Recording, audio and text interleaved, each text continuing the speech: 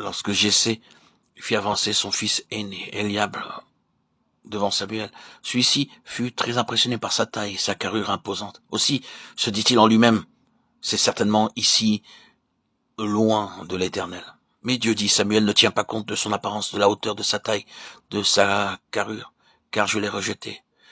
Il ne peut pas être mon roi, celui qui dominera sur mon peuple. Et l'Éternel dit à Samuel, ne prends point garde à son apparence et à la hauteur de sa taille, car je l'ai rejeté. L'Éternel ne considère pas ce que l'homme considère. L'homme regarde à ce qui frappe les yeux, mais l'Éternel regarde au cœur. 1 Samuel 16, 7. Ainsi, Jessé fit défiler devant Samuel 7 de ses fils. Mais chaque fois, Dieu répétait la même chose. Ce n'est pas lui, ce n'est pas lui, ce n'est pas lui. Mais lorsque David arriva, Dieu dit, lève-toi, oins-le, car c'est lui.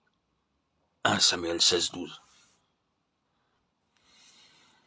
Dieu enseigna à Samuel à ne pas se laisser séduire par les apparences extérieures, mais à se laisser diriger par la sagesse, par l'intelligence de Dieu, non par des conseils humains, mais être gouverné par la volonté parfaite de Dieu.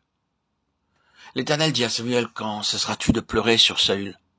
Je l'ai rejeté, afin qu'il ne règne plus sur Israël. Remplis ta corne d'huile et va. Je t'enverrai chez Ishaï, Bethléemite, car j'ai vu parmi ses fils celui que je désire pour roi. 1 Samuel 16, 1. Saül, c'est le principe de la sagesse humaine, la sagesse charnelle et l'intelligence charnelle, l'intelligence naturelle. Dieu a rejeté Saül. Même quand un homme comme Samuel se mit à pleurer à cause de Saül, Dieu lui révéla qu'il l'avait rejeté. De la même façon de nos jours, Dieu a rejeté toutes ces dénominations mondaines parce qu'on trouve en elles le mélange de la sagesse humaine et de la sagesse de Dieu. De nos jours, vous pourrez trouver dans toutes les dénominations, dans presque tous les groupes, une constitution d'église. Et dans cette constitution, dans ce statut d'église, vous trouverez un mélange fait de principes humains et de principes divins. Dans ce genre de groupe, vous ne verrez jamais la véritable gloire de Dieu. Vous n'y verrez que de l'activité, un enthousiasme passager. La gloire ne vient que lorsque Dieu est entièrement mis en état d'autorité sur toute chose, lorsque toutes choses sont exécutées conformément au plan divin, au plan céleste, dans tous les détails. Et de nos jours, que trouvons-nous? S'ils ont besoin d'argent, ils se mettent à mendier. S'ils veulent avoir plus de monde dans leur auditoire, ils leur racontent des mensonges. Et ils inscrivent comme membres de leur église des gens qui ne sont pas même nés de nouveau. Lorsqu'ils ont besoin d'avoir des anciens, ils choisissent de préférence des gens riches, des gens influents.